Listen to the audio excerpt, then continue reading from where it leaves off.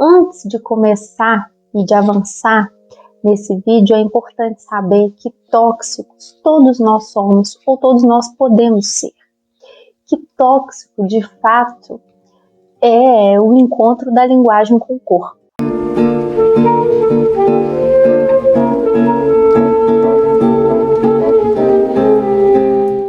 A relação difícil e devastadora com as próprias mães. Por que esse é um assunto tão recorrente a ponto de ser um clichê, não é, da psicanálise, carregar esse estigma de que, no fim das contas, a culpa é sempre da mãe? E, na verdade, não é assim, não é? A mãe é esse outro materno que a gente diz, não é? Esse outro, esse sujeito que acolhe aquele bebê e que vai trazer àquele bebê uma sensação de pertencimento ao mundo, a um grupo, a uma família, a ela mesma, a uma nomeação. Qual que é o grande problema e a grande toxicidade dessa relação, não é? Porque o processo de alienação, o processo de cuidado, o processo de proteção e de nomeação da mãe para esse bebê,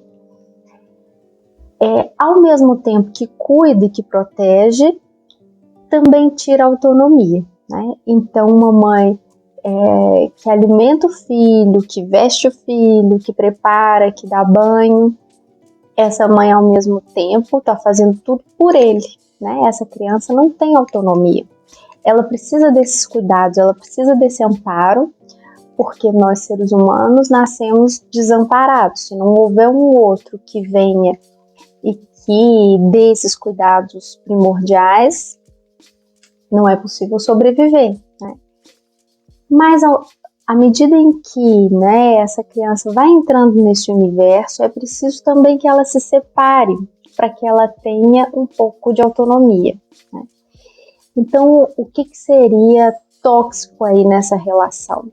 Quando, bom, a princípio não há nem um processo de proteção, de alienação, esse processo não acontece, o que acontece é um abandono já de saída, não é?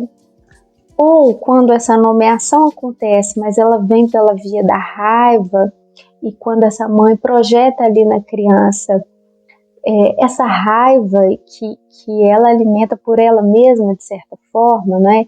É como se aquela criança trouxesse a imagem do que essa mãe é, né? E isso fica insuportável, né? Então, muitas vezes, né, a mãe projeta nessa criança todos os sentimentos difíceis e pesados que essa mãe viveu, né? Por outro lado, o que está em jogo quando o excesso de proteção e de carinho fazem da alienação um movimento que não volta, que não promove a separação, né? Quando essa mãe, então, enche essa criança de controle, de expectativa, né? E coloca ali um peso muito grande que esse sujeito não consegue se libertar, né? Então ele fica preso, alienado a esse desejo da mãe, né? Querendo o tempo todo satisfazer essa expectativa.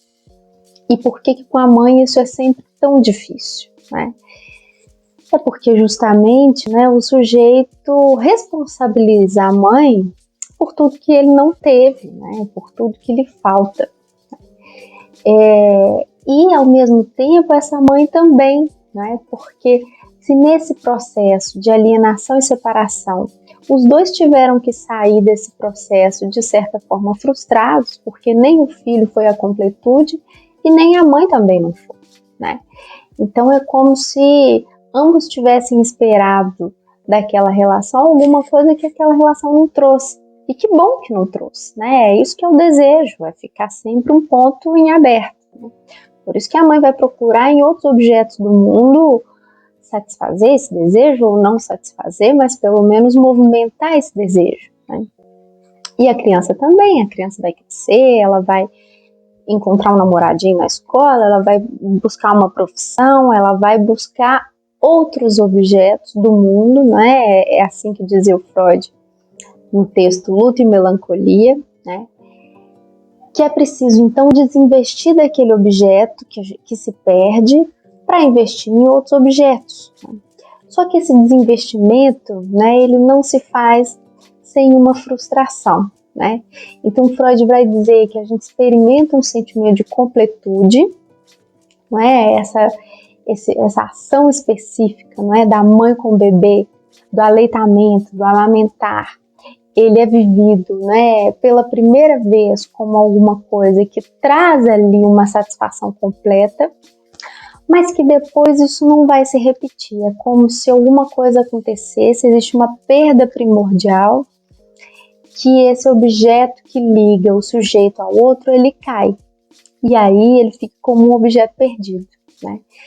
Nesse sentido, né, a mãe e o filho podem ter uma relação tóxica justamente porque eles podem trazer essa vertente da culpa, desse outro que não conseguiu, então, fazer com que esse objeto fosse pleno, com que essa completude acontecesse. Então, mães que não conseguem se descolar da ideia, né, daquela imagem do que é ser uma boa mãe, né, que ela fica tentando provar, e é justamente por isso que ela não consegue se descolar, né, não consegue se descolar tanto da imagem, né, que a aprisiona, quanto desse filho, dessa criança que não pode também se soltar desse aprisionamento, né?